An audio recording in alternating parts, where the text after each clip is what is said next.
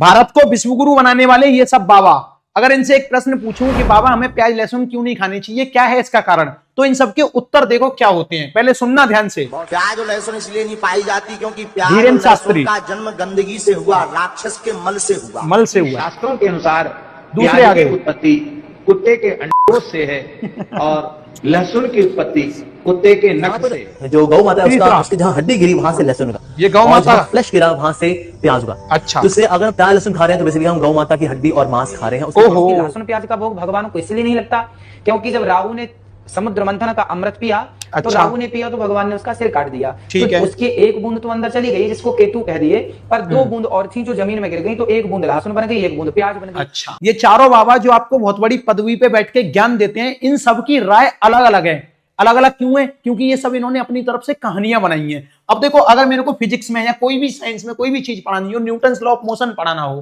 तो उसके अगर मैं 3 लॉ यहां पढ़ाऊंगा आगरा में, तो विदेश में कोई टीचर पढ़ा रहा होगा वो भी तीनों लॉ ही पढ़ाएगा। मतलब पूरे भारत में, पूरे वर्ल्ड में ये तीनों ही लॉ ऐसे ही एग्जैक्ट पढ़ाए जाएंगे। तो कारण क्या है? जो फैक्ट होते हैं, जो साइंस होती है, वो उसी तरीके से परोसी जाती है स्टूडेंट्स के सामने जैसी होती है। अब ये कहानियों से लोगों को भ्रमित करते हैं। मेरी दादी 100 साल की हो गई, उन्होंने आज तक प्याज लहसुन नहीं खाया क्योंकि इन जैसों की बकवास सुनी। तो आप शिक्षित लोग हो, आप लोगों को ये समझ में आ गया होगा किस तरीके से ये बाबा लोग हमें भ्रमित करते हैं और अपनी जो चीज है, जो कहानी है, वो हमारे मस्तिष्क पर थोपना चाहते हैं। क्योंकि कई लोग इनकी बातों को मानते हैं और इनके हिसाब से चलते हैं, इसीलिए मुझे ये वीडियो बनाने पड़ते हैं।